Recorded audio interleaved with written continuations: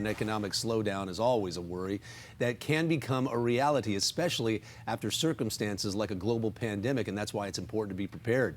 With us today, President and CEO of Wilsey Asset Management, Brent Wilsey, to talk about how we can be better prepared when the going gets tough. Good morning, Brent. Good morning. Good to be here. Okay, so a lot of people, I sat down, I said, aren't we in an economic slowdown? But you said, no, not yet. Explain that. Well, not yet. I mean, we know there's inflation, but right now everybody has a job. There's 2 jobs out there for every 1 job virtually you have. Right. So we're not really at that point yet to where things are getting bad. And again, it depends on the situation. There's some households that are bad, but you always want to be prepared just in case things do get worse. And I don't think they will, but things can change. So be prepared for the future. So we're getting ready for the future should things turn the other way. Okay, Yep. What is the main thing that we need to know? What are the main things? I mean, one thing I learned from a college professor, actually, 40 years ago, was you want to borrow money when you don't need it. Right now, you got a job, everything is great.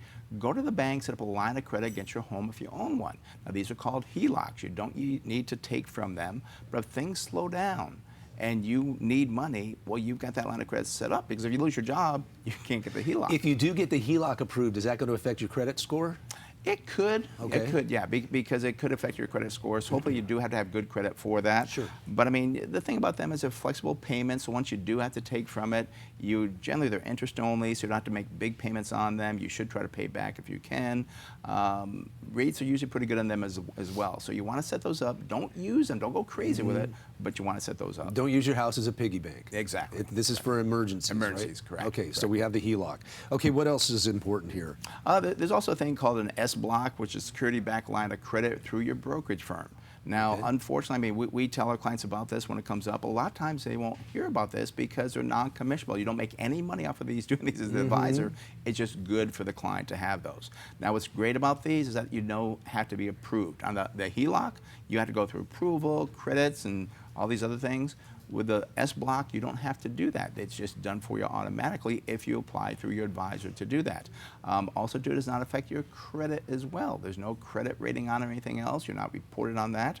Are you talking about borrowing against, for example, a 401k? Can do a 401k, but if you have an investment account, like a trust or an individual account, you can borrow against those. Okay, got it. The big benefit, and this is one of the secrets of the rich that they actually use, you need money, well, I'm going to call Brent, I'm going to sell some of my positions. You pay capital gains, you pay taxes. When you borrow against that equity, you pay no taxes. You just pay the interest rate that you're going to pay in that, which right now I'm going to say is probably 5, maybe 5.5%. Could go up a little bit in September.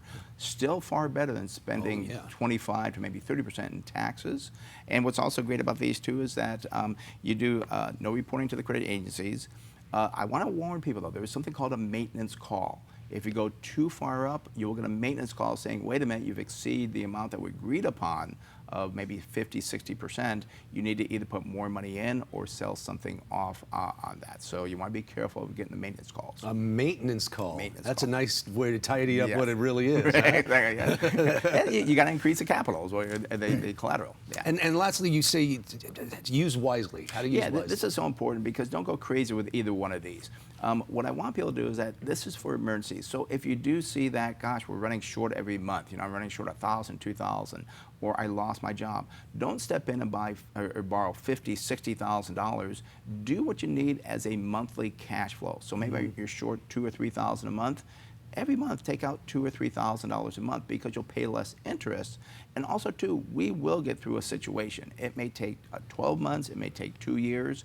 Don't panic about, oh, my gosh, I've got this high credit line now. I need to pay that off.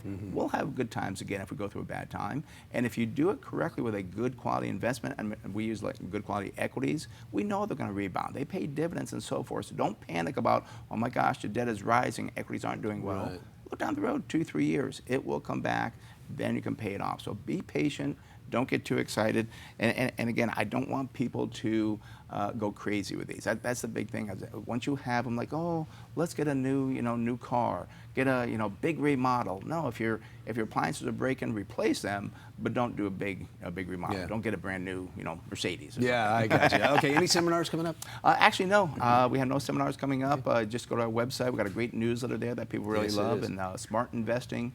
2000.com, and people say, Google me very easy. Brent Wilsey, I show up a lot of places now. Just in the back of buses. I always see on the side of buses, yeah, billboards. All right. Brent Wilsey, Wilsey Asset Management. Always great. All right, good to be here.